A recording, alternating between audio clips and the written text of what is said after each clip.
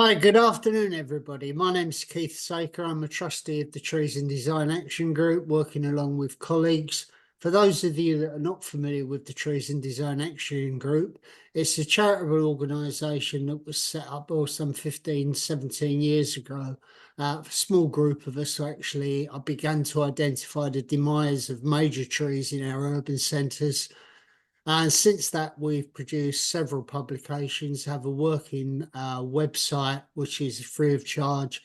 The driving factor is to disseminate information across a multidisciplinary platform. So while the focus is trees, the participants are not always arboriculturists, and we try to engage with all communities and all professions that are going to be concerned with trees in the widest form. So our purpose has been to spread the word about trees, to share the benefits, but also look at the perspective of the benefits trees bring to other people. So, for instance, in development, what advantages can trees make and provide for the developer?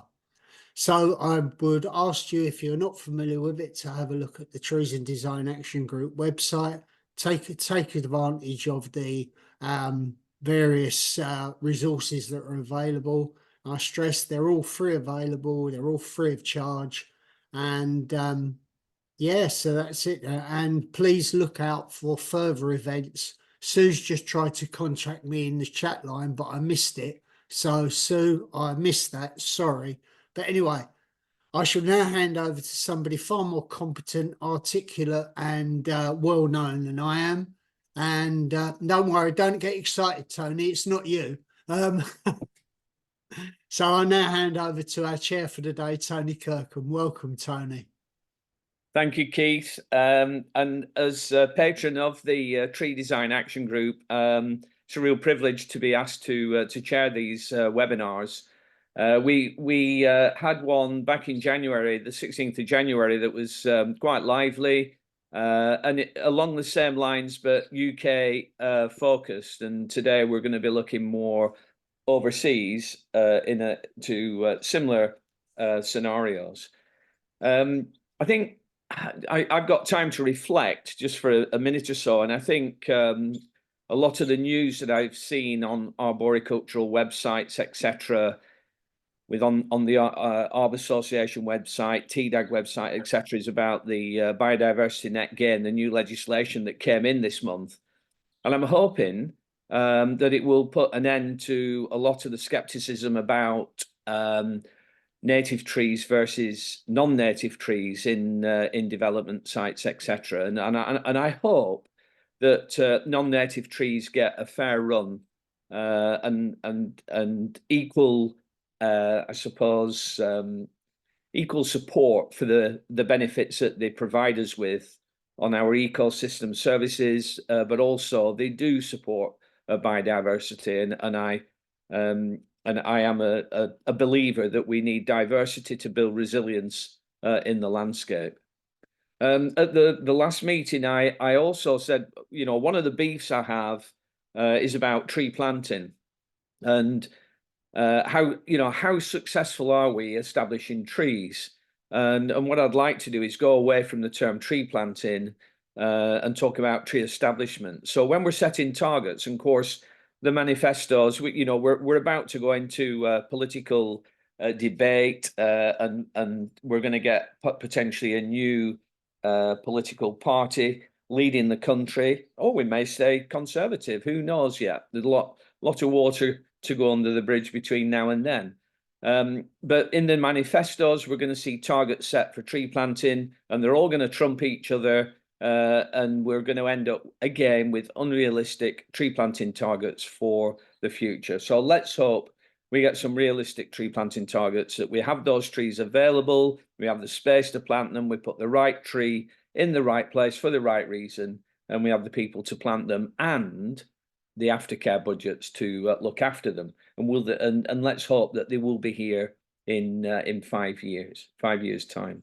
So that's my little beef. I hope most of you agree, or all of you agree with what I said. And I think we're in for a very interesting day, afternoon. We've got some great speakers and some very interesting topics. I'm going to be quite tight on timing, so we've got 20 minutes for each presentation, and then a few minutes at the end of their presentation for some hot questions. And then if we've time at the end of the webinar, I can pick up any questions that we've missed. So, and thank you all for muting. And I'd like to introduce our first speaker, Julien Ruelle, who's head of the Department for Nature Development in Brussels Environment, and also TDAG's European partner. So over to you, Julien, who's going to talk about renature in Brussels. Thank you, Tony. Hello, everybody. So I'm Julien from Brussels Environment. I share my screen. Okay, it should be okay now. Yeah. So we are the administration responsible for the environment in the Brussels region and for the energy also. I work specifically in the green space division. So we manage all the regional green spaces, but there are also a lot of municipal green space. I'll talk about it a little bit later. I present you today the Renature project. It's a more communication project, but also a strategic recalibration and reorganization of all the things we do and we did in terms of nature, biodiversity, and urban greening. I have maybe a little bit of contextualization if you're not familiar with Belgium. Belgium is a federal state, so we have three main regions: Flanders in the north, Dutch-speaking people; Wallonia in the south, French-speaking people; and you see in the middle of Belgium, the Brussels capital region. We are both French-speaking and Dutch-speaking people. It's very complicated, and a lot of English people too. With the European institutions, the NATO, etc. The Brussels capital region is almost like a little state in the state, because we have all the responsibilities as a classical member state of the European Union. So we actively participate to the Belgian presidency of the Europe for the time being. We have the responsibility to implement nature and also different directives and regulation at European level. So we have a full legislative competence in the region, mostly on for what is about us, about the environment and nature conservation and biodiversity. So the Brussels capital region is composed by the Brussels city, so it's the official capital of Belgium, but we also have 18 municipalities that gravitates around the city, and over like an overlay of that is the region that incorporates all the 19 municipalities and the city into some kind of we try actually to have some kind of coherence and integrated vision for the environment.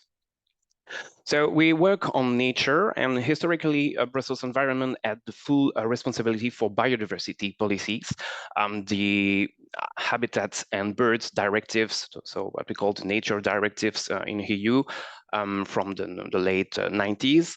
So the Brussels Environment had the responsibility to put some kind of legislative framework to implement that, and we had a biodiversity team, so a biodiversity department. But we're mostly for the last 5 or 10 years, maybe, the center of gravity of the discussions and the policy discussions is more about adaptation, climate adaptation, and urban greening. So we try to mix both thematics, because it's slightly different actually between nature as a concept for itself, so nature for the biodiversity, for the animals, for the ecosystems, and nature for the human and the quality of life in the city. So we have the nature that's supposed to help us with adaptation and resilience, the city. That's all we put under the term urban greening, the natural-based solutions, the demineralization of the streets, of the pavements, the sustainable drainage systems, all those green spaces connected through the green network. That's something more social recreational function, to walk, cycle. So it's very something nature for the human. It's probably the dominant discourse for now in the policies and the politics. So it's very anthropocentric and utilitaristic approach of nature. But as we also have the responsibility for biodiversity, we need to say, okay, it's a very nice thing to do, but adaptation and resilience needs a functional biodiversity, functional ecosystems. So we need restoration and reconnection of all the green spaces and all the nature reserves and sites. So it's conservation zones, protected species and habitats, Natura 2000 and ecological networks. So we work both ways through urban greening and restoration and reconnection.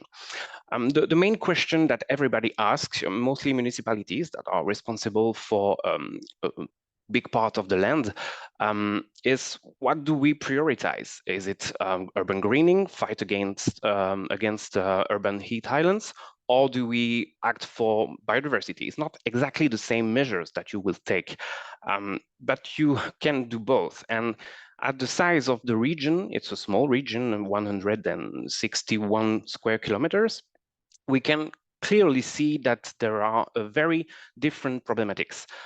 We have the heat islands effect, so it's very the heat is very higher in the center of the city. As you can see, there is a gradient between the center of the city, the most historical part, most urbanized, more dense, more concrete part of the city, and what we call the second crown, the periphery of the city, is in shades of green. It's cooler. We have a differentiation by mostly 2, 3, maybe sometimes 9 degrees Celsius during summers.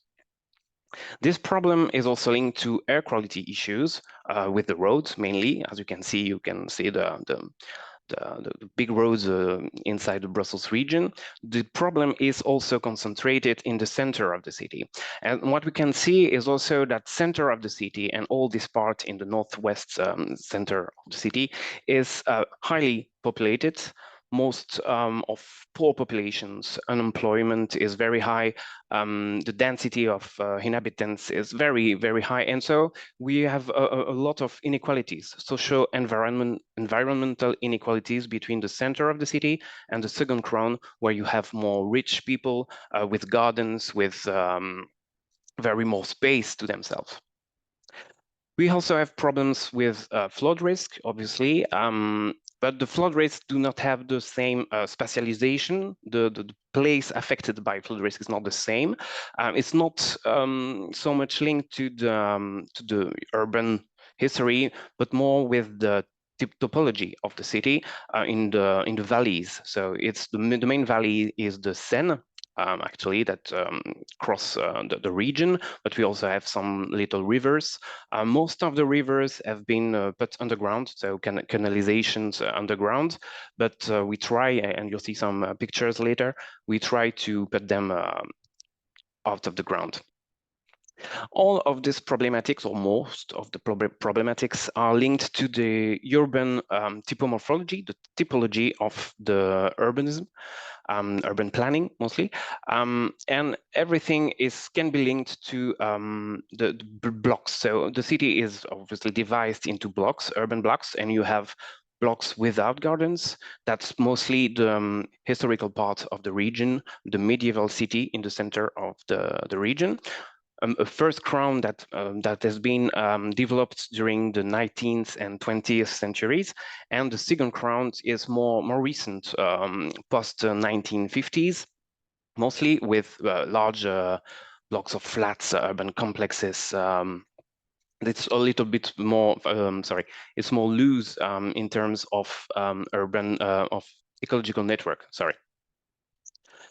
We have a map of the lack of green spaces. It's all the zones where people are at more than 10 minutes by foot, by walking distance from green spaces. So we can map that and see where we can prioritize intervention and creation of green spaces. Also, we have a monitoring of the tree cover and the vegetation cover. So we have the both information in terms of absolute vegetation and in terms of trees. This map is the differentiation between the height of the height of the vegetation. So after 2 meters height, we consider it's 3. It's not always the case, but it's kind of robust when we go on site. So you can see the difference, and also you have a center of the city that's very gray, and then a second crown that's very green. We can monitor, and we do monitor the biological quality of all those blocks, both with inventories on site, but also with modelization from the data we can have through the satellites and the planes telemetry. The biological quality show clearly that all the good quality biological zones are in the second crown, mostly Natura 2000 sites that you can see in the south of Brussels, and so a little bit on the north. But the center of the city is quite poor in terms of biodiversity. There is some kind of biodiversity, but not obviously very rare species. So when we have to prioritize intervention, we can easily determine that we have a center of the city where we should act to prioritize greening, urban greening, put more trees on the gray. It's basically the rule that we try to implement. Please do put more trees, put more green roofs, green walls in the center of the city. In the second crown, the priority should clearly be reconnection. So we'll work on a green reconnection between all those natural reserves, all those parks with high biodiversity value, and restoration, because some of the patches are quite degraded. The objective of sustainable drainage system should be everywhere, because all the problems are well, we can try to infiltrate the rainwater where we are, closely as possible as where it falls, and not try to send it to the rivers or to the drainage systems. So we work on the ecological network for the biodiversity. We have a map for 2016 that we are trying to actualize into this new map that is more integrative. We integrated the socio-ecological, social-recreational part of the network into one cohesive green infrastructure that can be both for biodiversity and for people, and that goes far better into the center of the city. But also we are quite limited in options of green developments in the center of the city, because the streets are very narrow, the blocks are very dense, there are no gardens, so it's quite complicated outside of the very large areas. We have also a new narrative that we try to implement about the different landscape of the city, because we realized that historically we told people, you have to do your job, your parts in nature conservation and biodiversity conservation, but everything was always the same. Sometimes it was basic lawns, and it was not very good, but sometimes it was always mini forest, micro forest everywhere. Everybody wanted its micro forests, so we came with this idea that the landscape are not the same. They're not all the same everywhere. So we have a forest city that's basically influenced by the Sonian forest. So we have a big forest in the south of Brussels, but we also have a countryside city with a lot of agricultural activities, lots of open space, open fields. So it's very important to preserve also this kind of landscape diversity, because it's important for biodiversity and not only for climate adaptation with the trees. You've also probably heard the idea that a tree is some kind of 5 air conditioning machines. So the politicians like that idea and want to put more trees everywhere, because it's easy numbers. We planted 1,000 trees. Nobody say that 80% of them are dead, but it's easy for them.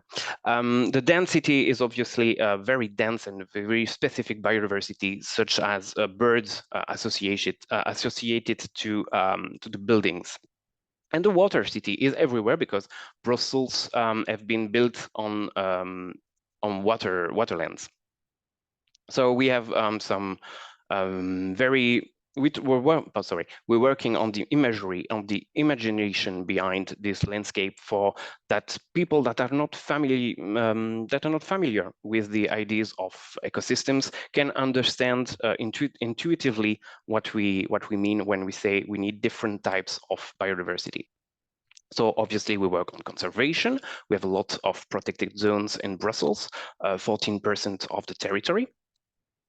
We work on the monitoring of species. So we have a lot of species. I personally work on monitoring of wild bees. We have 206 species of wild bees in Brussels, more the honeybees, so 207. But we have a monitoring on all the species. We have a very huge population of stag beetle in the Sognan forest, so it's very interesting and a flag for us to share the ideas of biodiversity. The reconnection and restoration is obviously on its way. You know that the EU restoration laws, regulation, mandatory regulation will come in the next months or years. So we need to work on how do we reconnect, do we fight the barriers, the ecological barriers, including the light. So it's very important to integrate all the dimensions, the aspects of fragmentation. And we also work on put some more nests for the birds, because we have a steep decline in building nesting birds such as house sparrow or house swifts. We actively work on urban greening. That's more in the center of the city, but also everywhere when we can also have a word to say. Obviously, we work on rain gardens, rain trees. So it's the idea to collect all the rainwater and to infiltrate it, and not just send it to the drainage systems. Green walls, climbing plants, green roofs, but also a big project to put more green into the schools, because it's a very bad situation. Every school is basically concrete, some kind of prisons, but we try to actively put trees and playgrounds with real earth, real ground that they can try, that they can play with. It's complicated, it's expensive, and it's the logistics of the things is almost unbearable, because Brussels is very complicated in terms of administration. On all those green spaces, we try to enforce ecological management. So we stop mowing all the time,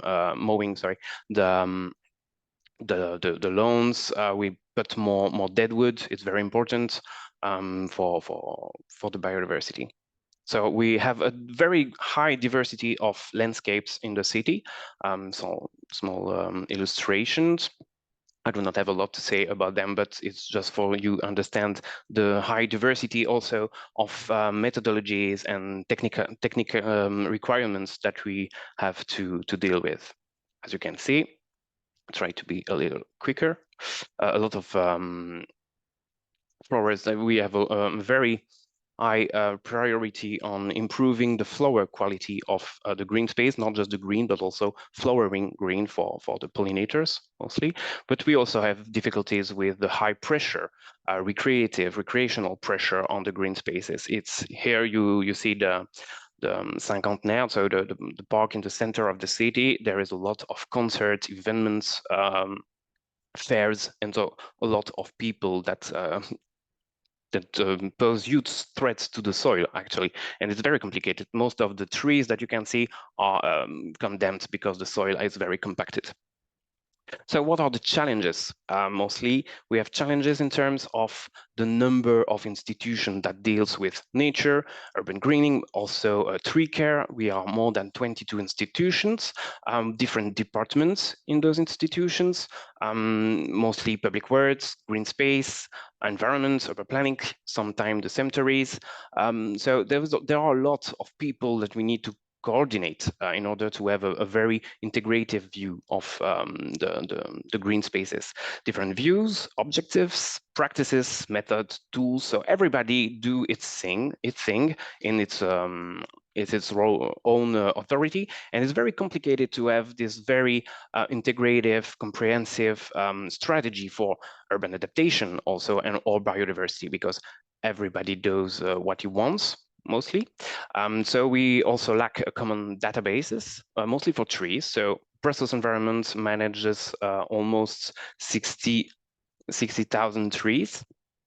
Brussels Mobility, that's the other administration responsible for the regional roads, deals with almost 40,000 trees, and the municipalities all manages both trees in municipal parks and municipal streets. So it's very complicated to have this overview on who manages what. The skills and expertise is very lacking.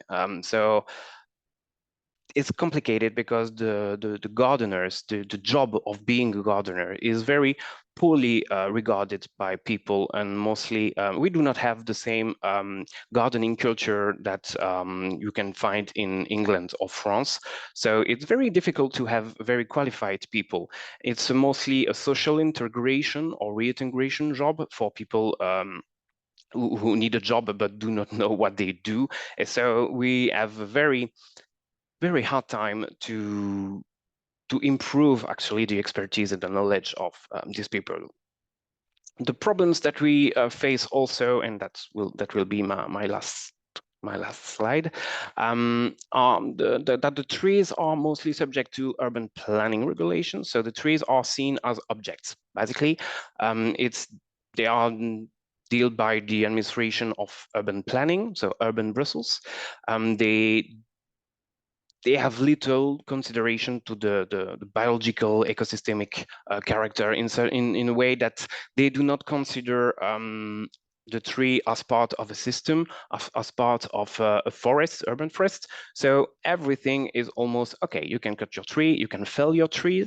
And recently, associations said that since 2010, Brussels had allowed the felling of more than 60,000 trees. So it's very high level of trees that are felled because there is no comprehensive integrated approach of how you manage tree, even on private land. So it's very complicated. And the last problem that we have is the heritage regulations. So Brussels has the particularity that heritage is in the highest level of regulations, and they have their word to say on a lot of green spaces, because a lot of green spaces are on heritage laws. On heritage lists, sorry. And so sometimes there are blockages and delays in different projects for climate adaptation or biodiversity reinforcement. They prevent changing or diversifying tree species. So when we have to fell a tree, they want us to replant exactly the same kind of species. So it's very fixated mind of on the past actually, and not exactly on the future that we need to prepare, because the climate is changing rapidly and we need to be prepared for that. So there is a lot of difficulties. We are currently mapping those difficulties and trying to find very synergies between heritage and nature conservation or nature adaptation, because we are convinced that there are also a lot of synergies and agreements that we can find together against urban developments and urbanization. So we need to be allied and not against each other, because that's a dilution of the forces in present. So that's the most of the challenge that we face right now in the for the moment, but we also have a lot of problems also with the money, because everything costs a lot in the long term. So it's okay to plant trees, but we need to think about how you will take care of those trees and how you will finance the management at a very long period. But for the time being, the region is almost in bankruptcy, because we are very deep into the works of a new metro line that costs a lot. It's in terms of billions, and we are all doing our job. So, for example, the biodiversity budget has been cut by half almost last year. So it's very complicated to work in those conditions. Our municipalities have a lot of problems too in terms of human resource and budget resource. So that's the main challenges that I can identify right now. All the rest is almost on its way in terms of what kind of trees do we have to plant, what kind of we're actually working with the TDAG on that matter. It's on its way, but the very huge challenge is the coordination of all these institutions and the legislation framework around urban planning and heritage regulations. Thank you so much, Julien. Thank you very much. Brilliant presentation. And it clearly sets out how you manage nature in Belgium and particularly Brussels. Thank you. We've just got a couple of quick fire questions for you before our next speaker. One came in quite early, actually, so you may well have answered it, but how and what sort of green spaces can you create in densely urbanized areas? Yeah, not a lot of green spaces. It's very complicated. So we try to find some small parcels of lands that we can buy, or that we can have some conversion to use, but it's complicated. Yeah. We have a huge project with a regulation instrument that called the how can I translate it? The director management plan. It's some kind of over regulation that can overwrite everything, and those kind of we call that the pads.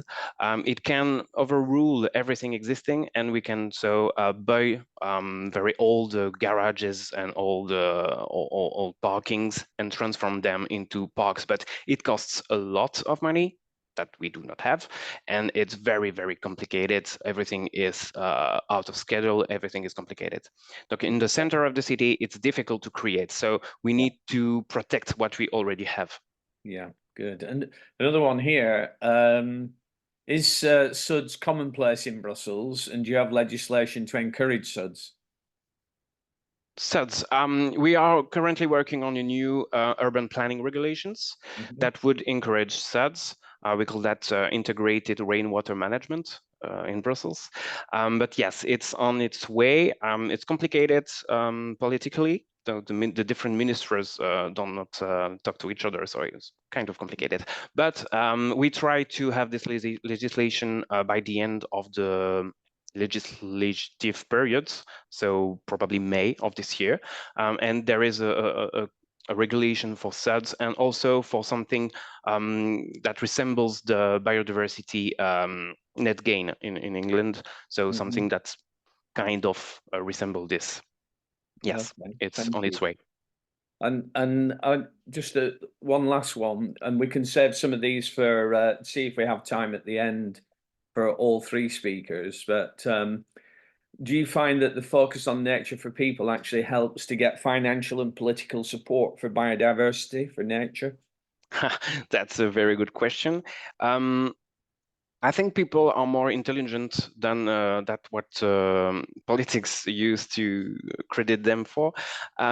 Yes, people are very aware of the problem and the issues of biodiversity in the city. So they feel the need to the urban greening for climate reasons, but also they want more birds, they want more bees. So they need they have a very profound love, I think, for nature. Some part of the population is very disconnected, and it's another challenge, I would say. But yes, when we try to improve the green in the city, we also try to improve the biodiversity part of it. But the part of the region that are concerned are not exactly the same. So they are still complicated to merge into one cohesive budget, I would say. Thank you. I'm just going to finish on a comment, actually, that all your challenges, Julien, sound very familiar in the UK. So I you're think not common alone. challenges, yes. Yeah. Right. Well, thank you for a stimulating presentation, Thank you. and I'm sure that there will be more questions at the end. So enjoy that. You can relax now. Enjoy the rest of the webinar. Thank you very much. Thank you.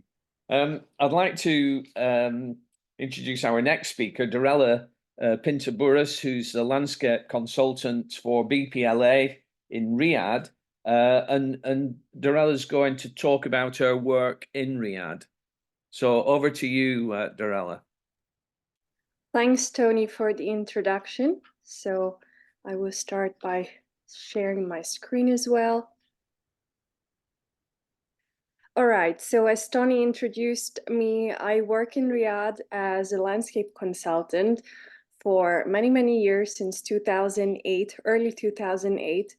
And I was able to witness how to turn the city of a desert into some more lush gardens. And before I go deep dive into how Riyadh is achieving this, I would like to talk a little bit about myself. So I have started off in Riyadh as just a landscape consultant for governmental projects involving various greening projects. But at that time, it was not a big program. It was just an interest to improve the lives of the citizens. And over the years, I have been working on various projects. I felt the need to improve my knowledge on arboriculture and urban forestry. And so I have started my master's at Myerscough College, which is very helpful for me because I can learn a lot from best practice from all around the world. I have also joined the Arboriculture Association, which are very useful. They are holding the seminars, and it helped me also get a better understanding how we can implement various regulations. And as Julien was talking about, it seems like no matter where you are in the world, somehow you will still have the same issues. And I think for Riyadh, because they are just beginning the greening project, this is the right time to actually start this. So I would like to, sorry, I have technical difficulty. All right, now it works again. So how all of this greening project started, in the summer of 2018, the Royal Commission for Riyadh City has tasked a consortium of different consultants from all over the world to create a program which has come to be known now as the Green Riyadh program. And the goal was to develop a strategy for the whole city to plant many trees by the end of 2030 to improve the lives of people, to create a better environment, and just to create more green lush places. So how this greening is happening in numbers, their need discovered that it is essential for people to feel healthy. You will have to have more trees. You know, Riyadh is a desert climate, so how can you achieve that? So the idea was to plant over 7 million trees across Riyadh, and that would be distributed over 541 square kilometers of green space. 1,100 square kilometers of green belt and 16,400 square kilometer of roads and streets. So I know you might be wondering, these are very big numbers, but Riyadh is an incredibly big city. They are expecting their population to grow by 2030 to 15 million. We are almost nearing 10 million, and it's 2024. So we have a very short time frame for the city expansion. So this is also a great starting point because most of the city has still not been built. So that allows us to come up with strategies to plan for the trees, not the other way around when everything has been constructed. So where the greening is going to happen or is happening already, the Royal Commission has set out to green over 22,000 public building and open spaces. And their primary objective is to focus on parks, neighborhood gardens, and car sites, because if you are familiar with where Riyadh is located, it's really in the middle of the desert.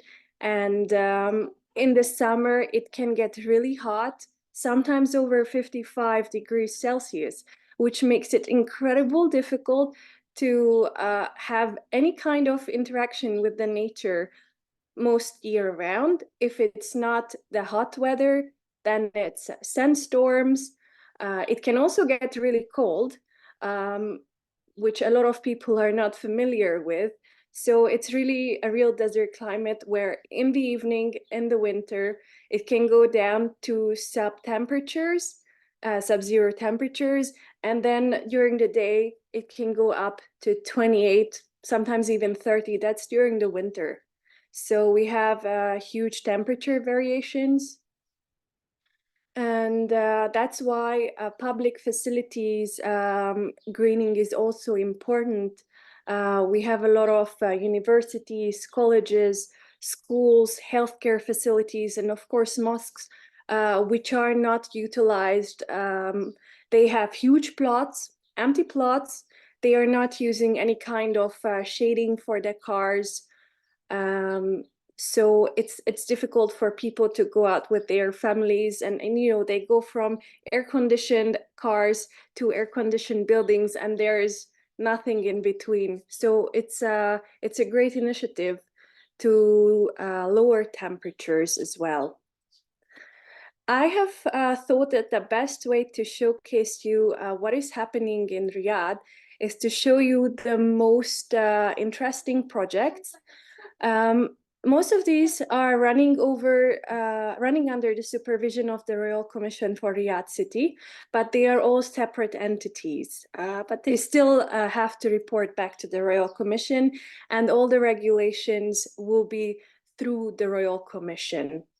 So we have here Green Riyadh, which was the initial project, Sports Boulevard, which will enhance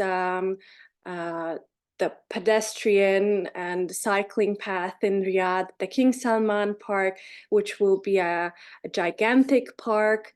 Then we have the Riyadh Bus and Metro project for 6 lines they have. Then we have the Mohammed bin Salman non-profit city, which will be a little city within the city. And then we have the Diriyah Gate Development Authority, which is a historical part of Riyadh. So I will go in more detail in each of these projects now. As you can see, the first project started off with the Riyadh Metro and Riyadh Bus project. It was the largest greening initiative in the kingdom as well. And then after came the Green Riyadh program. You can see how they can transform a barren land into a more green space. And if you're looking at the trees, you might wonder why they have been planted this way. I'm sure you are familiar with various specifications and standards, and surely you would have some comments that these are not really meeting those standards. That's correct, because at that time, really, it was difficult to find trees in the market. The nursery industry relied on just importing trees from abroad, from Thailand, China, Egypt, Jordan, basically neighboring countries, tropical countries, and they were chopped in a container with no root system, topped. The poor trees really came in poor conditions, but they survived. I mean, it was a good starting point, but of course it's not ideal. So one of our goals is as well to create nursery standards to avoid these in the future, because when you have cycling path, pedestrian path, you want to make sure that you have structurally stable trees that will, of course, in the future as well, decrease maintenance costs. So a next project is the Sports Boulevard. It's a very exciting project because it will really enable people to get out, be more active. It will result in a 4.4 million square meters of green space with over 170,000 trees. And it will host bicycle lanes, horse riding tracks, and canoeing and kayaking facilities. It will span all through Riyadh, from the south to the north, west, east, so it will be interconnected. It will be a great opportunity, and it will be interlinking various projects also with the Green Riyadh, and also with King Salman Park. You may have heard of this initiative. They are planning to build a garden. It was an old airport space, and now they want to transform it to a new Central Park of New York, only 7 to 10 times larger. That means that we will plant over 1 million trees. We will have over 16 square kilometer of space, including 11.6 square kilometer of green open space. And it will have a circular pedestrian walkway, which will be 7.2 kilometers long. So you can see there are many opportunities to establish good standards, and there is a need to have these standards in place, whether it's regarding irrigation, soil, or just tree maintenance, tree care practices. Then we have the Mohammed bin Salman city. This will be a little model city because it will host various living facilities, schools, kindergarten, colleges, private and public sector buildings. It will be aiming to promote a healthy living. It will also have cycling path, pedestrian path. It will have a theater, cinema. So it will be a real residential and commercial unit, including educational unit, as I mentioned. And it aims to only use carbon neutral elements. That means that the buses will be self-driving.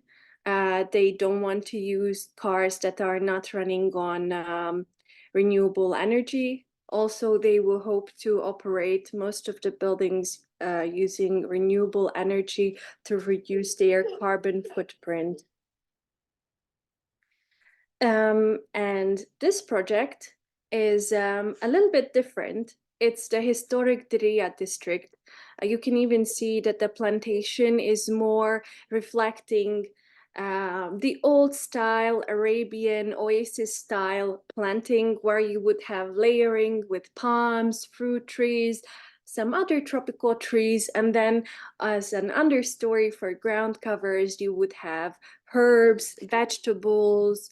So it's really nice.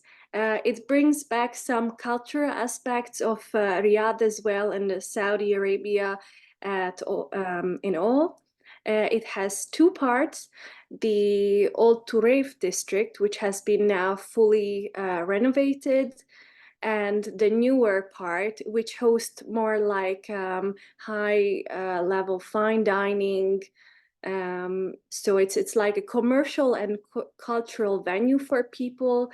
It has cultural facilities, and it really just wants to show how a little oasis style farm used to look like, because essentially this area, this Diriyah district, used to be the farm.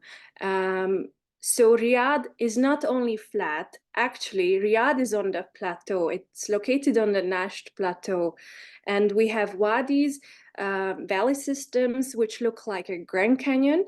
So we have various topographical features that makes it extremely challenging for any kind of urban development, whether it's building buildings or planting trees.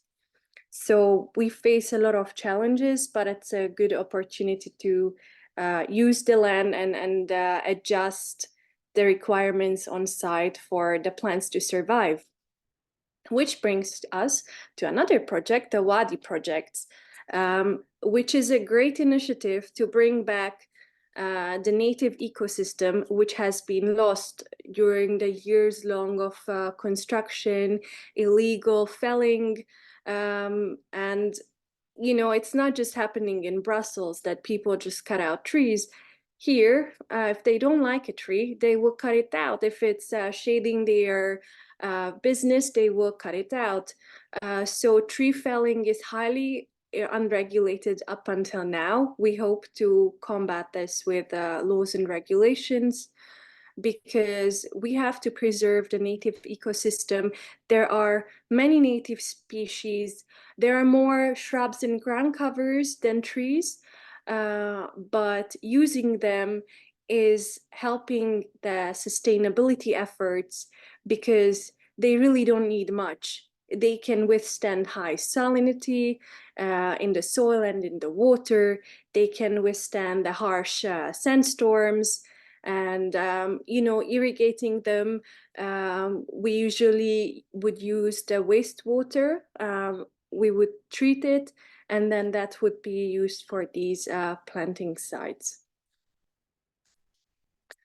So I have already touched on some of the significance of these initiatives. I would just like to recap why it's really important, specifically in Riyadh. So it's very difficult for people to go out and move. Their health is not really great. I mean, imagine if all you have is going to a shopping mall. That's not very happy. And people really are interested in more outdoor spaces, especially for their children. So it's very important that these projects succeed. And for them to succeed, we'll have to come up with a good sustainability plan, good plant selection, not importing from abroad, planting locally produced trees, which can then create more workforce in the country. We can prepare standards and guidelines to regulate this highly unregulated environment. We can manage the waste produced by through the maintenance of plants that can be then incorporated in different soil components, soil additives, because currently it's a very poor soil, what we are using on site. And then basically, educating people about the importance of preserving the nature. We have a lot of challenges everywhere in the world, and mostly I think they're quite similar. We have the sociological aspects where people are not really fond of trees and plants sometimes because they think it's too much effort to keep them healthy, too much water, fertilizers. They are not really educated about what a plant really needs. So then environmental education would come into place to help to fill those gaps. And that also relates to sustainability, because how can you have a green culture without sustainability in mind? Unfortunately, the household usage of water is incredibly high, but there's some light at the end of the road. They would like to reduce this water usage by 2030, cut it by half. I mean, currently they are using more than even the Europeans are using. So cutting it by half would probably put it at the same level as the European water usage, which would be essential because we are in the middle of the desert. We are usually using desalinated water coming from the Arabian Gulf or the Red Sea, or treating wastewater. Then we have our arboricultural and design practices as challenges.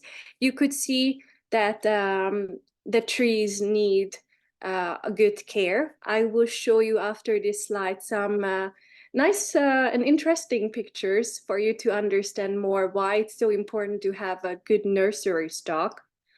And then we need to have design solutions for the trees, so they are not just planted in tiny tree pits and then suffering to survive, because, you know, the surface temperature can rise incredibly high. I told you it can get up to 55 degrees outside. So imagine what can go underground, especially when everything is covered with asphalt. Then we will have to have proper maintenance practices, and a good tree risk management tool, and urban forestry that encompasses all of that. So here you have 3 example pictures that really relate to the current situation. As I said, design practices, planners have to be really mindful where they are planting those trees. Or the second picture, which was a tree, a Dionix regia, planted and transplanted from a Thai forest. And Ziziphus spina Christi, which is eventually going to need to be felled because it's structurally, unfortunately, unstable, though it's growing really well. We have a lot of opportunities in the kingdom and in Riyadh. We have to focus on pest and disease management because with the influx of these large projects, they want to bring in more species as well. And as you know, if they are not regulated, these imports, we can introduce undesired pests and diseases, which then can affect the local ecosystem as well. And it's already struggling, so we don't want to harm that. Then we need to have a good tree risk management protocol put in place, which has to be part of the urban forest master planning. And to support the urban forest master planning, we have to have a good nursery quality, which will then be supported by nursery standards for nurseries to grow proper trees and only plant those on site, because then we can reduce the risk on site and we can implement the tree risk management tool with much more ease, with less cost. Then we have to have better design decisions because you know, a tree is not just a tool, it's not just an object. It needs a proper environment to grow and thrive. And in an extremely challenging environment like Riyadh, this is very important. And finally, the arboriculture and urban forestry research in extremely arid environment is imperative because there has been little to no research in local native trees and plants. I have here some references for you, which you can access after the seminar. The first one is the plant manual link. It's currently being reviewed. I'm part of the authors. It will be a 2nd edition.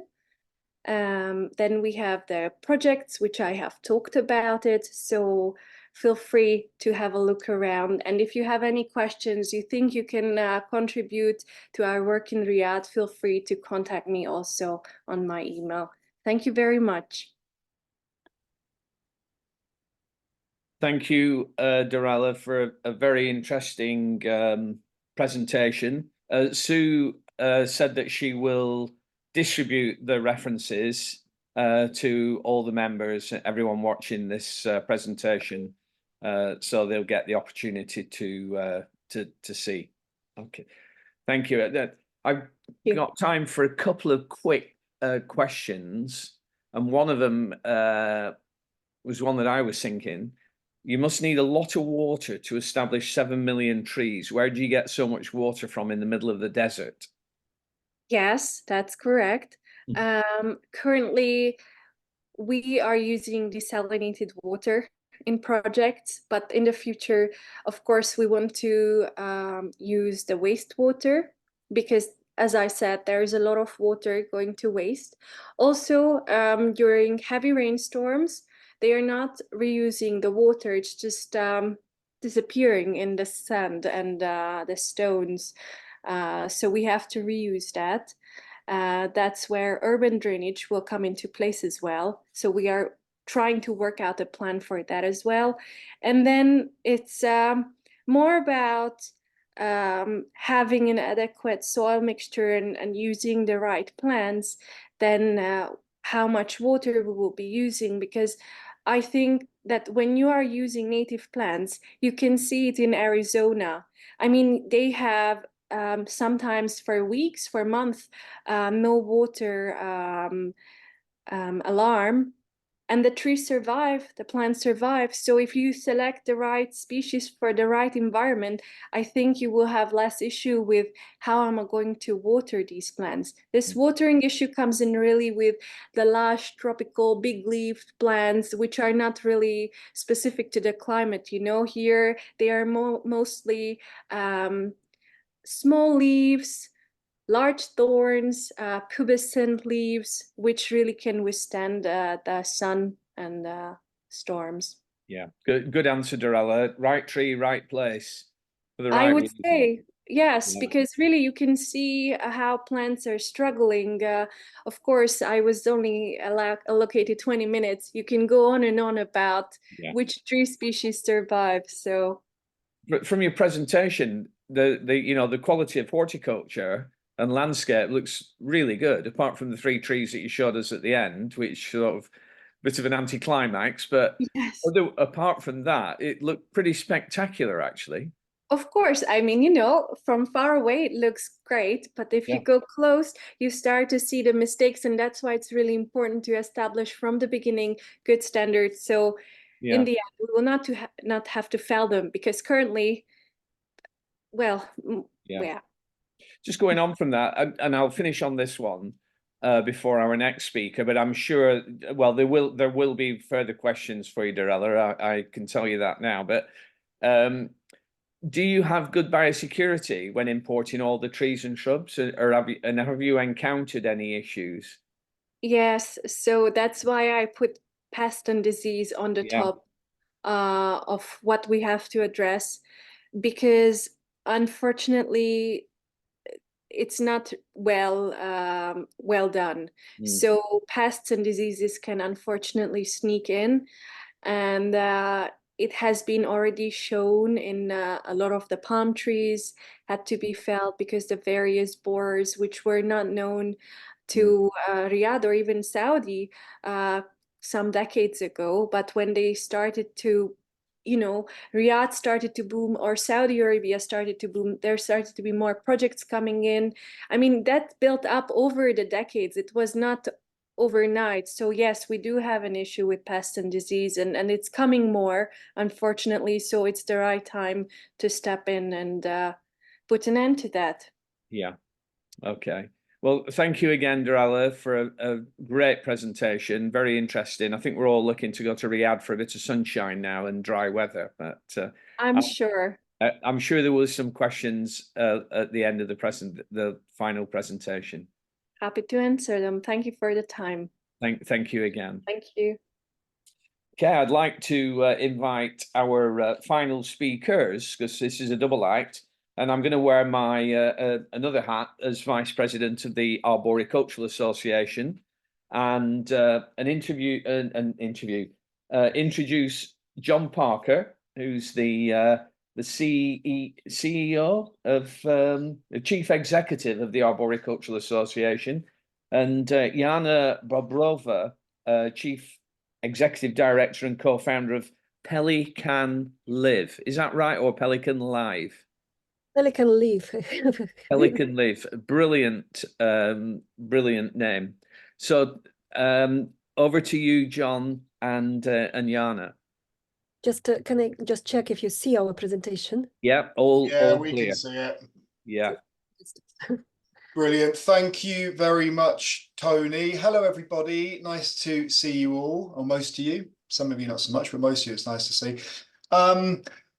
Thank you very much, TDAG, for inviting us to speak today. I'm just going to do a few minutes at the start, and I'm going to hand over to Jana. As Tony said, John Parker, Chief Executive Officer at the Arb Association. And I was really honoured and privileged to be asked to speak about arboriculture in Ukraine, based on my visit there last year. And it's obviously good to talk about that and to raise awareness and everything, but I'm very conscious that it's sort of not my story to tell. Particularly, I went there for a week, and obviously I have my opinions, and an impression was made on me, but there's far better placed people to talk about that, and that's why we've got Jana along. So we're very, very lucky that Jana's here to speak as well. Jana, who also spoke at the Arb Association conference last year, should any of you have been there. I was invited to go out to Ukraine on a study tour at the beginning of last year by Piotr, who I know is in the audience and who has done some incredible work in Ukraine and is an absolute hero. So well done, Piotr. And I guess, overarching sort of impression and feelings about it was that there's not really an arboricultural industry in Ukraine.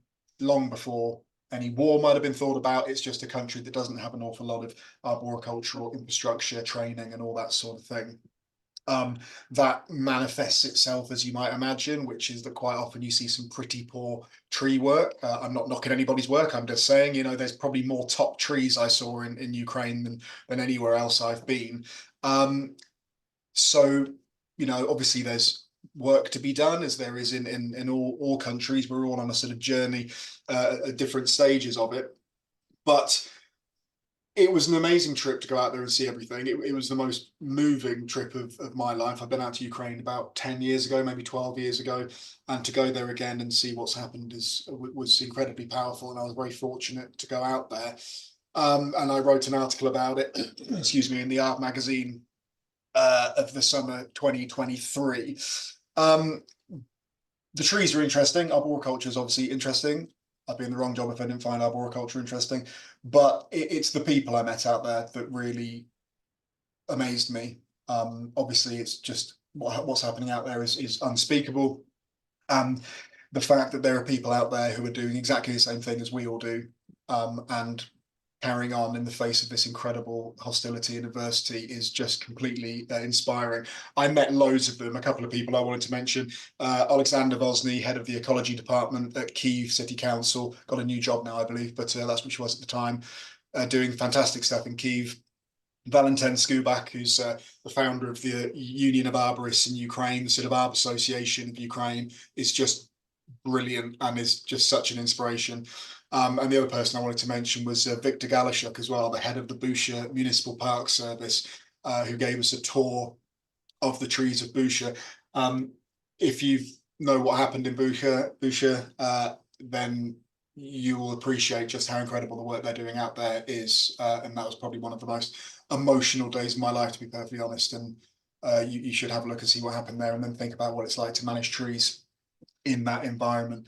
So I was very lucky to be invited out there, gave some lectures, tried to sort of show a little bit of support, I guess.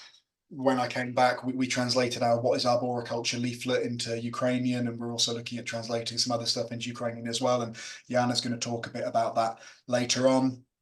But there was a couple of things I wanted to say particularly really before I introduce Jana. The first was that when I said to people that I was going out there, the sort of standard response was, well, why the hell would you be going to Ukraine to talk about trees now when there's a war on? Why would they possibly be interested to hear you talking about trees? And I thought that was quite an interesting question as well. So I asked a lot of people when I was out there, all the people I met really I spoke to, and I asked them about it.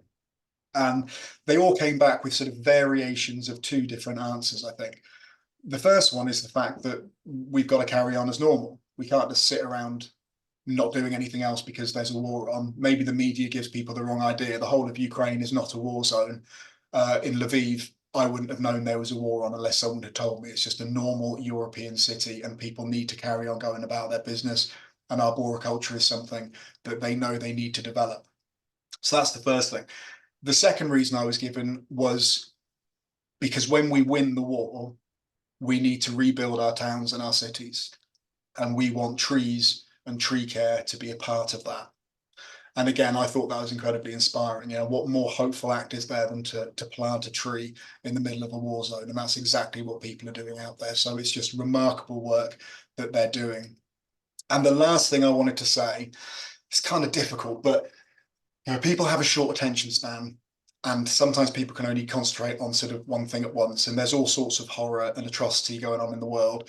And I guess I'm concerned in a way, you know, other stuff has happened since the war in Ukraine started. And of course, everyone's attention now is on, you know, Gaza, Palestine, Israel, incredibly important. It's of course horrific, and we need to try and care equally about all of these things. But I just want to make sure people, you know, let's not forget about our Ukrainian friends, because it's still happening.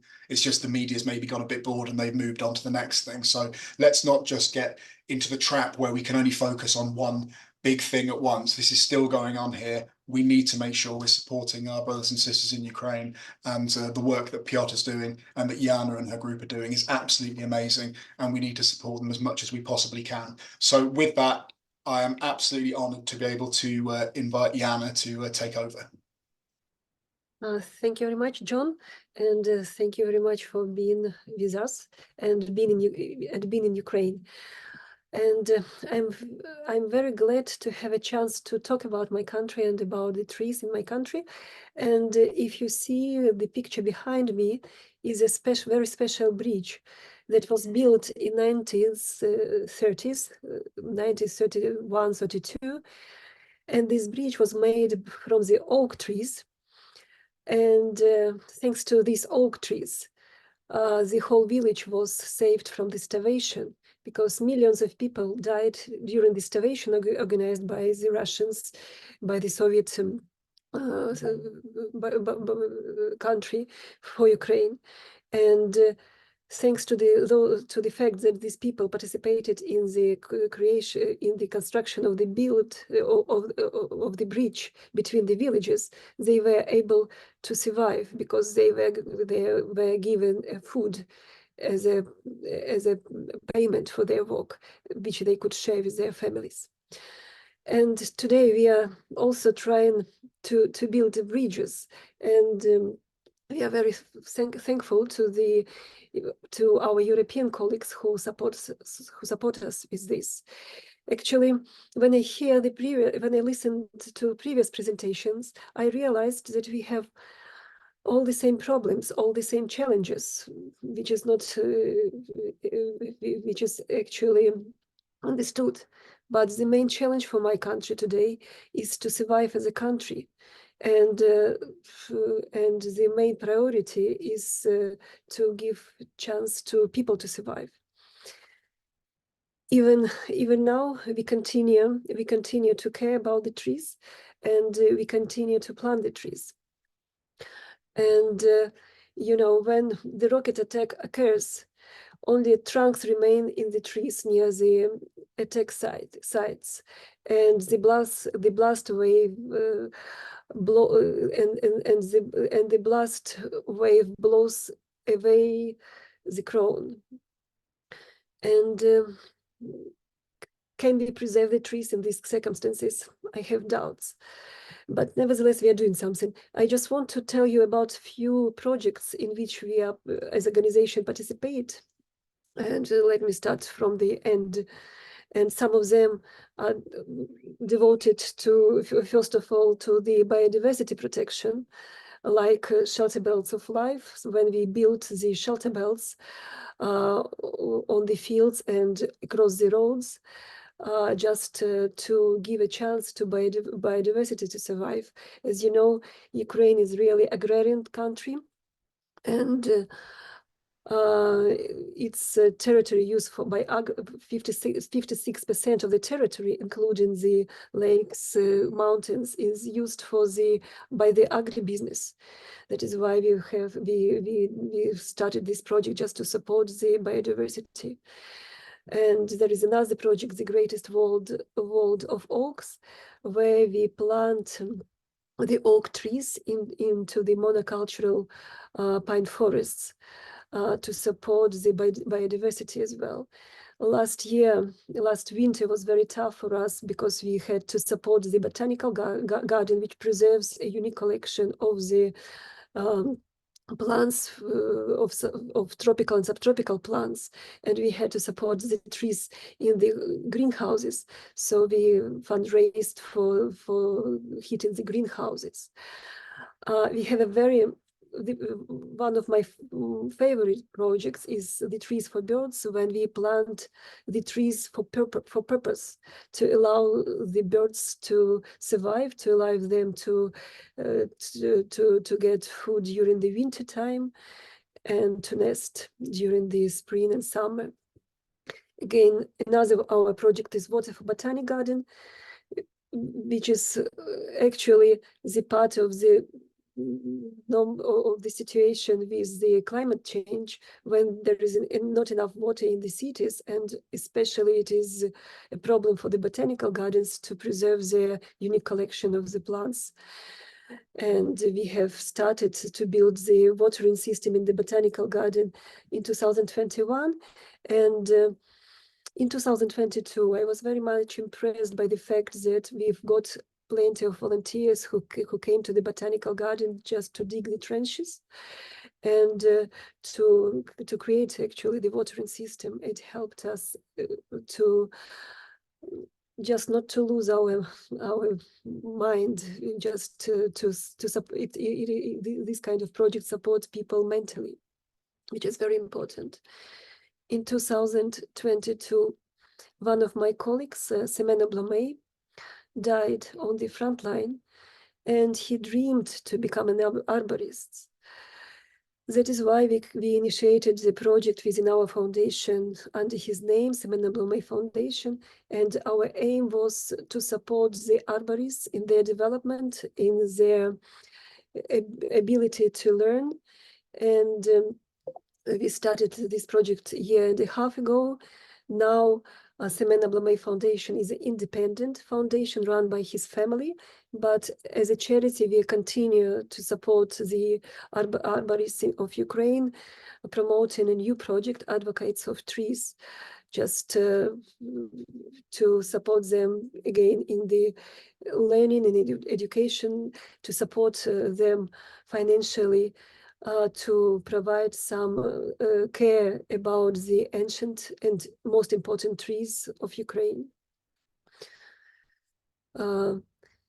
I just want, of course, I want to tell about a few words about our Arboricultural Association. Officially, it was registered just before the full-scale invasion of Ukraine, but it had already 5 years of history as an unregistered community. And the association has applied for the membership in the European Arboricultural Council. So we really hope that Ukraine will be a member of the council and a member of this very important community for the arborists. This slide is devoted to some activities of our Arboricultural Association in the past.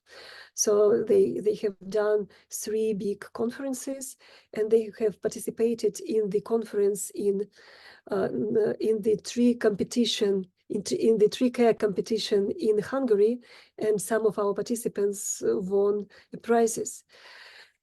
And if you see this picture, and three persons from this picture, actually 4 persons from this picture, are were on the front line. Unfortunately, we have losses.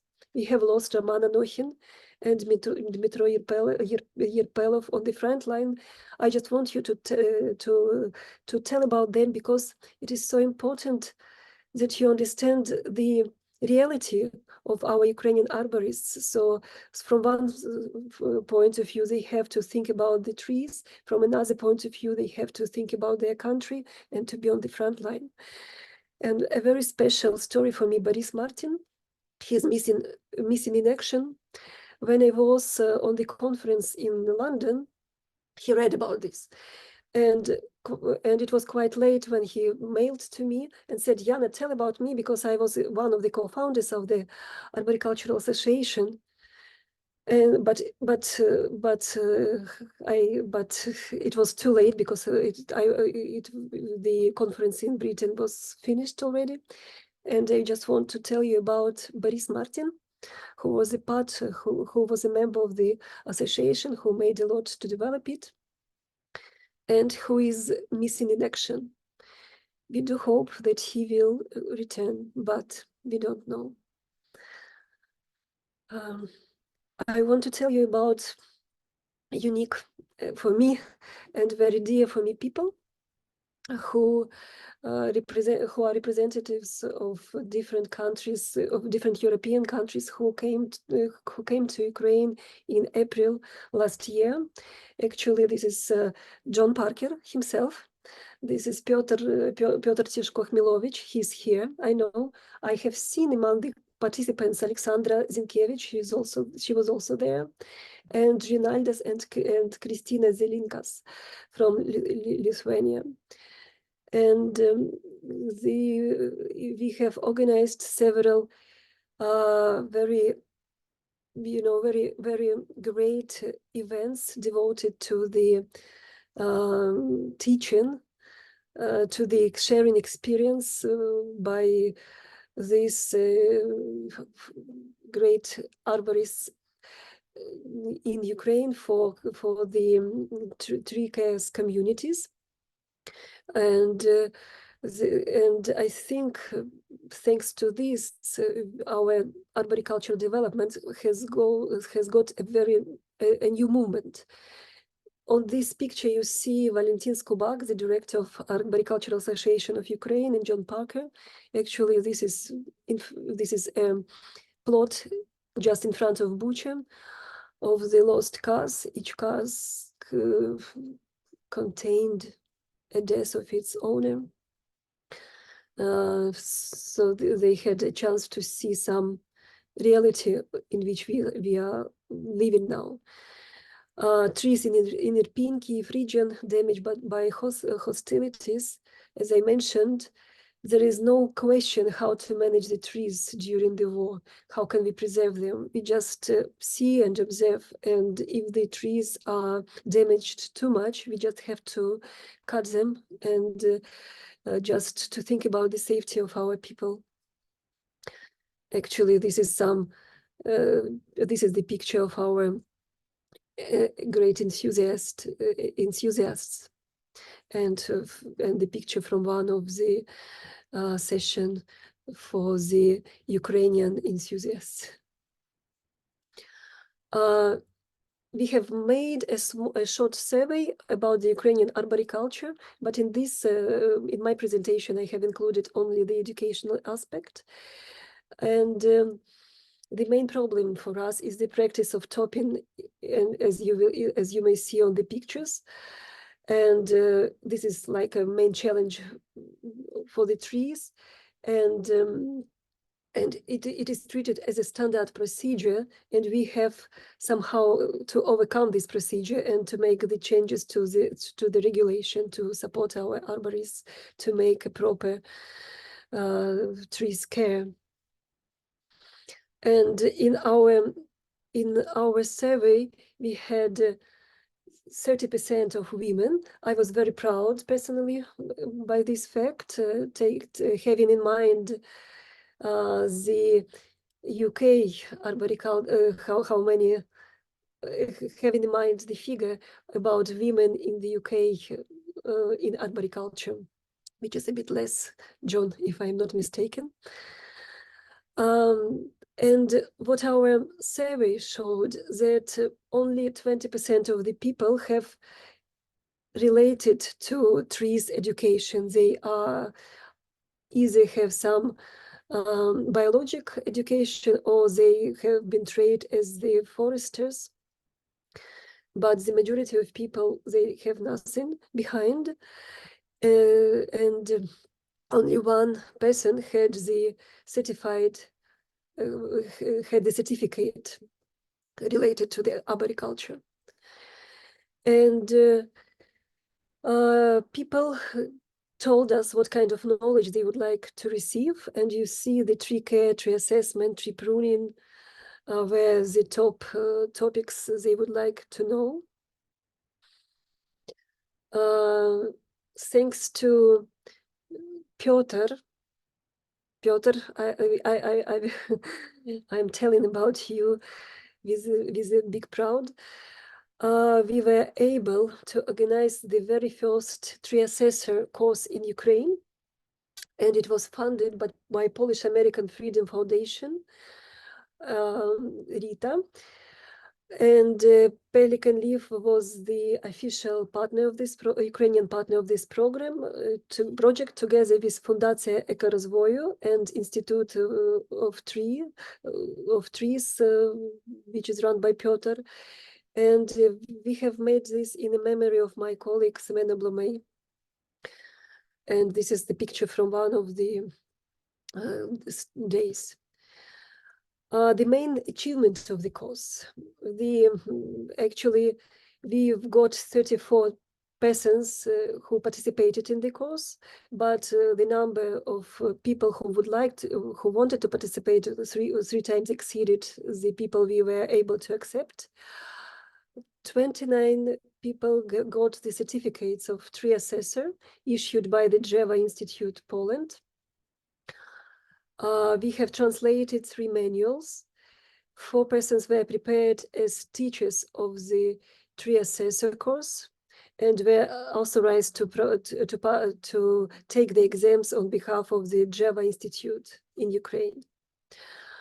And what was very important for me, that significant part of the project, I would say 40% of the project, was funded by the donations from people, which is always, which says that people just do not want only to talk about the trees, they want to make changes.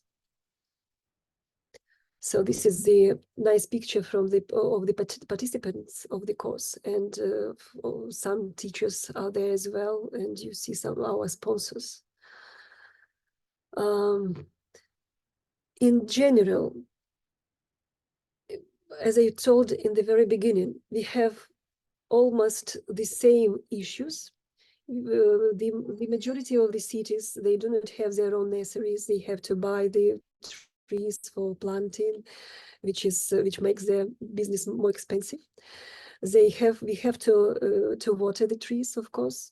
We have the problems with the climate change. We have to change our legislation. We have to increase our capacity to influence the situation through the courses, through the translation of the books. And at the moment we are working with John Parker on the translation of some tutorials for the arborists, and we have done some survey again among our arborists, and they really waiting for these tutorials, as well as are ready to participate in the translation as volunteers. And so I just believe that do noble things, not dream them all day long. This is something which I like, the words by Charles Kingsley. And I have put the picture of one of our great arborists, Serhiy Rubec. Just because he does a lot for the arboriculture development as well. And here is our contact details.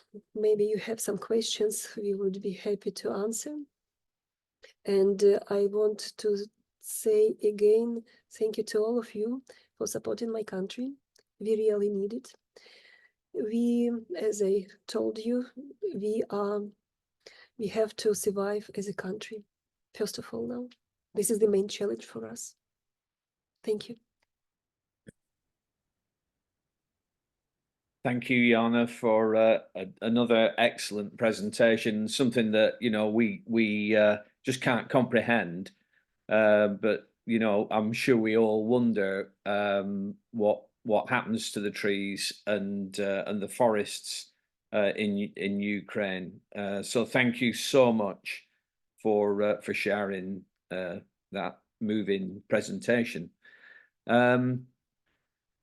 Wow, where do I go? I think there's a couple of questions to ask you, and then I'm going to open the floor for all our speakers. But one there's something coming here. It says I am no expert, but I guess Ukraine has vast areas of forest, and so the perception of the significance of trees for the Ukrainians is perhaps different to ours. I see deforestation is a major issue even before the impacts of the current conflict. So perhaps afforestation and reforestation are going to be the big challenges. Do you see that, Jana? Are they the biggest challenges? Yes, yes, I have to tell you that actually the forests cover 16% of our country. Wow. 16%. Which is not enough for me, yes.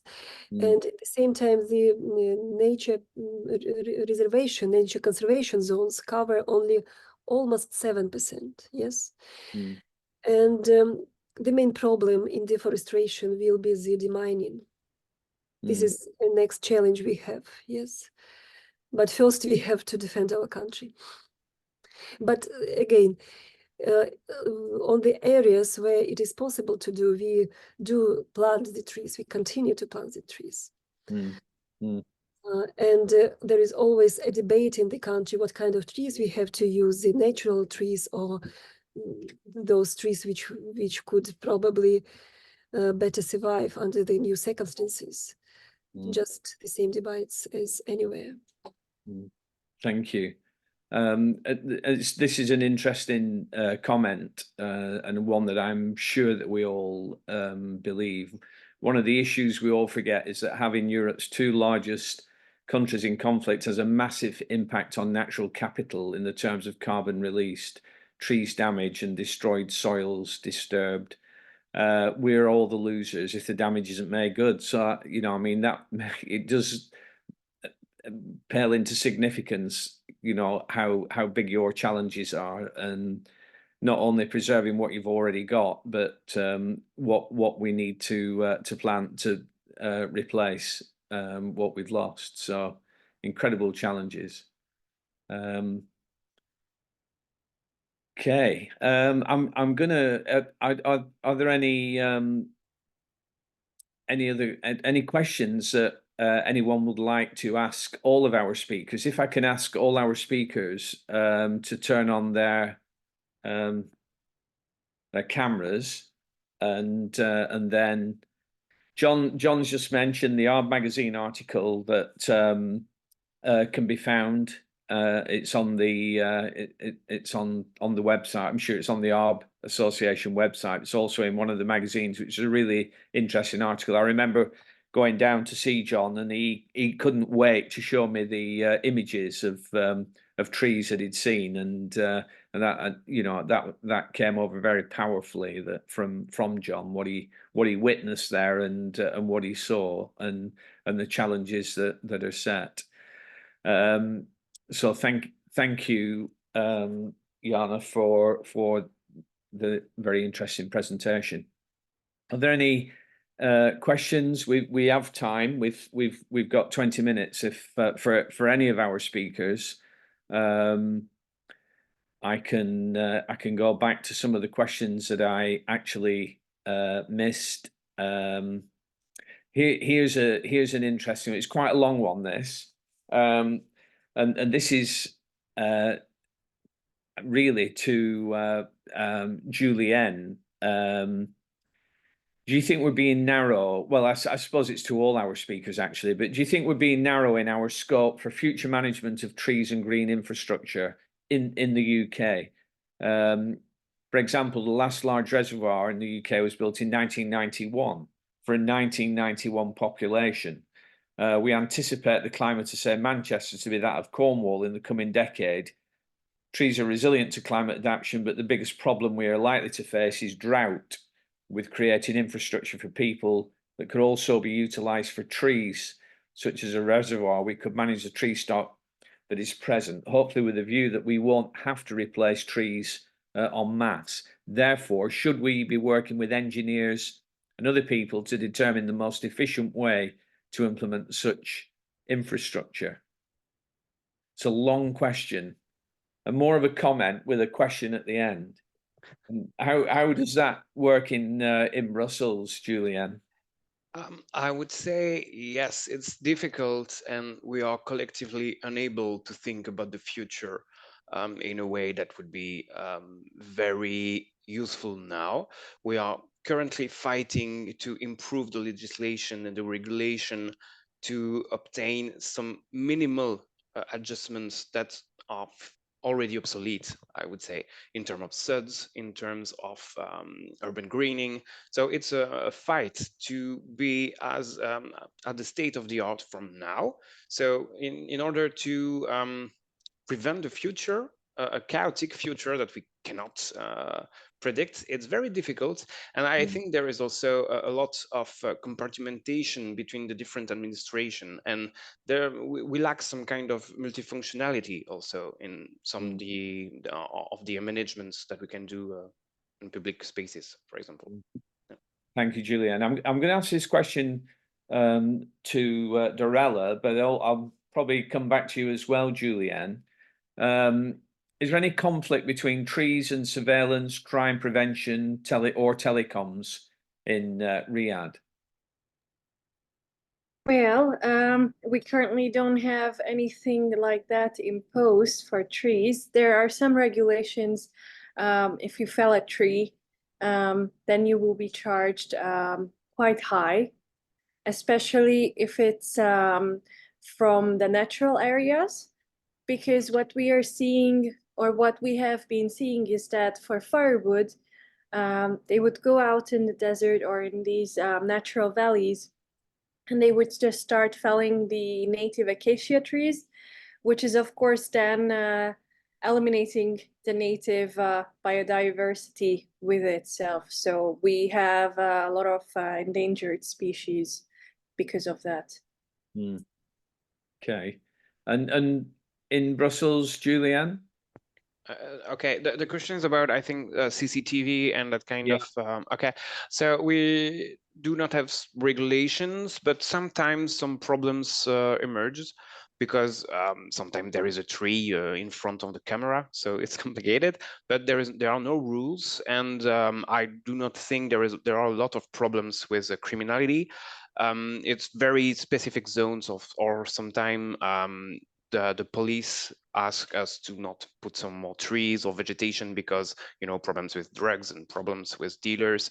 So sometimes it can arise, but basically we do not have a huge problem with that. No. Yeah. Okay. There's one. I'm just trying to find this one. To correct one information, they do sometimes interfere if a police cannot see a street clearly because it's covered by some vegetation. Then they would call on the local authorities, but that's how far the CCTV goes. I just wanted to clarify that. Yeah, Dorella, I noticed lots of palms planted. Are they all Phoenix palms, or is there a lot of diversity through the palm population? No, that's a very good question. Unfortunately, there is a monoculture in the sense that it's one one variety. We have so many different kinds of date subspecies which are not being used.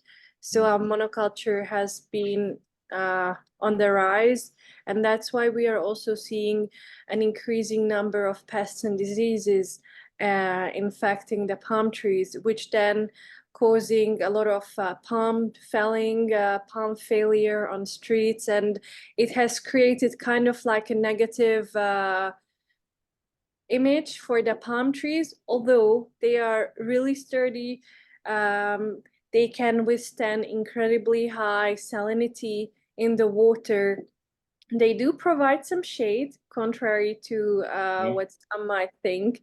But just because of all of these issues, and it's more on the human error than the plant itself. So this is something that has to be addressed, because we are seeing more and more of the palms are unfortunately being infected and needing to be felled. Thank you. Sue, you had your hand up, but it's gone down. No, it's okay. I'll put it up. It's easier to do that than try and do this yellow thing. So I was just back with the infrastructure question. And one of the things that Trees and Design Action Group is trying to do is really make the case that trees are part of our critical infrastructure and must be taken into account as every bit as important as any other aspect of infrastructure. But then it would seem you fall foul of the barriers that Julien and others have sort of said, which is we all might think that, but how do we get all the other authorities involved to actually agree with us? So we have all these challenges like Cadent or National Grid will actually devise distances for tree roots from their services. No legal basis for that, but you know, they say that's how it should be. I'm just really interested in these barriers, how you actually get different, how do you create common cause for trees to which these other people can, other influencers can see the value and do something about it. And that seems to be like the barrier we can't get over each time. Yeah. It is a question to anybody in the call if they've got any ideas on how to do it. Yeah. Julien, you look like you're poised to answer that. Not putting you in the spotlight, but For me, the question is for me. Okay. Would you like to comment? I do not have the answer, unfortunately. We also finished just quite a few weeks ago a study, technical and legal study on the underground networks, and their incapability, no, it's not a good word, the impossibility to put some trees on drainage systems and electricity cables, and but we do not have a very strong legal systems behind this, so it's the practices, but not really evidence-based, I would say. So we try to influence that, but the most important problems that we have is that the urban planning and the nature planning, the nature solutions are completely disjointed for the time being, and it's complicated because it's not, I think, in the information in the training of urban planners, and we try to influence them with formations and conferences, webinars, but it's still complicated because they do not have the time to come, and they are still very building oriented and infrastructure oriented. Yeah, thank you. Another question for you, Dorella. Are you harvesting rainwater in Riyadh? Does it rain in Riyadh? Yes, it rains. Actually, we are in the rain season at the moment. And when it rains in big amounts. So that's why in the future we should really implement the urban drainage concept, because it does not exist, and in many cities all over Saudi Arabia that can be well observed, the streets are basically just flooded. And then where does all of that water go? Unfortunately, it just disappears. So it's a big opportunity to save a lot of water. And it is predicted that by 2020, it will be even raining more. So that is more alarming. Yeah. And leading on from that, is the budget of greening in Riyadh almost unlimited? Well, I would like to think so. Of course, there are wonderful new initiatives. They have a set budget, but I think I would reformulate that into, if something needs more, then that can be proposed and presented, and then a decision will come. So it's not unlimited, but there can be an initiative that will be heard. Yeah, thank you. We've had that. I can't see any. Just a comment here about our date. It came in a question: are date palms native or imported from overseas? And Dorella's answered saying no. Thankfully, date palms are native and are a cultural and economic part of the country. There was something here about. Oh yeah. So again, for Dorella, we naturally assume that tree planting in deserts is water and power hungry, so perhaps unsustainable.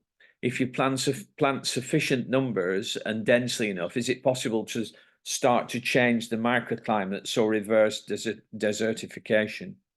Yeah, so outside of the Arabian Peninsula, there have been many studies that actually show that not only can trees raise their groundwater levels, but also they can bring in more, clouds.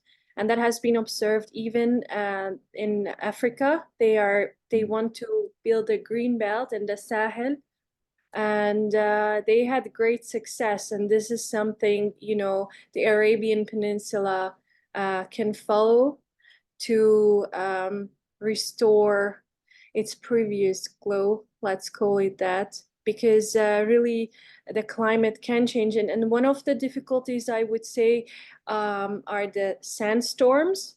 So having these green belts around the city can not just cool, but also protect from the sandstorm.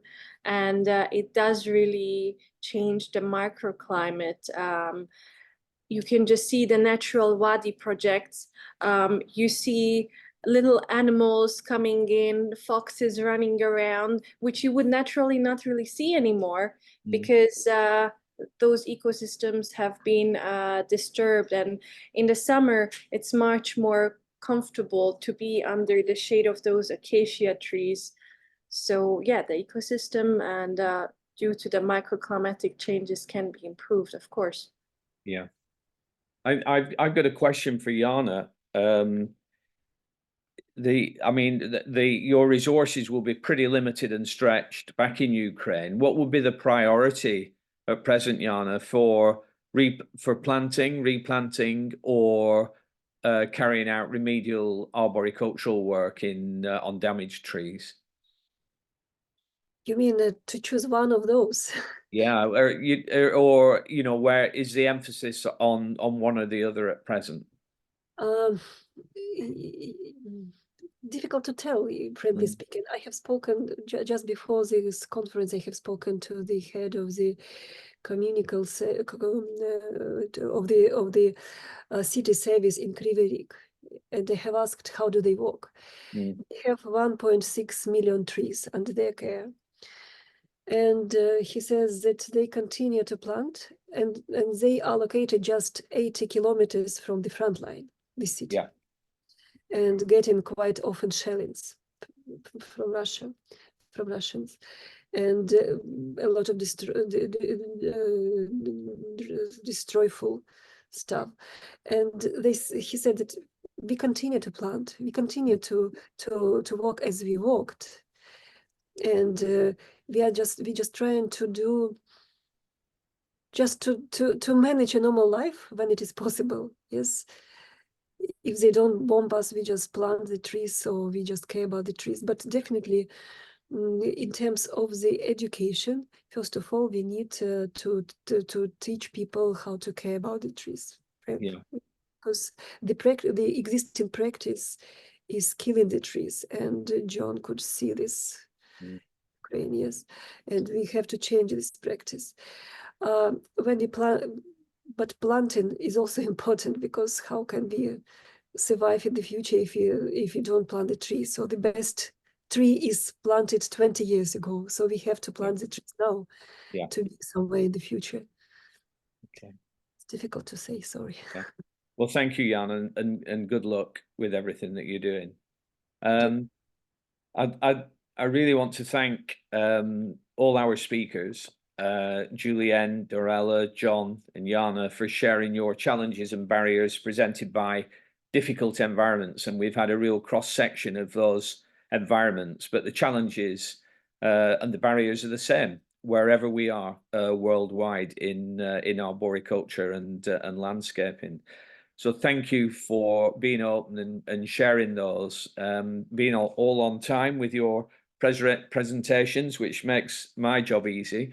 I want to thank TDAG for doing this webinar and the previous one in January, which was similar, but as I say, UK based. They are really interesting, and thank you for sharing these webinars with us. And just to remind everyone that the next TDAG session is on the 20th of March, 2 till 4 on Zoom, and it's on tree species selection and how to get it right in a changing climate. It's really a refresher course on using the TDAG guide with Andy Hirons and other speakers. That will be very interesting. And you know, don't forget that guide, that tree selection guide, is there. It's so good. I've been using it today, writing an article and checking pointers, etc. It's so easy to use. It's free online, so please use it. So thank you to all our speakers finally, and thank you to everyone for joining us, Sue, Emma, and Keith, etc. And hopefully see you at the next webinar. Thank you. Thanks, Tony. Thanks for chairing so well, and thank you, everybody. So I think we can get 6 minutes of life back and get a cup of tea.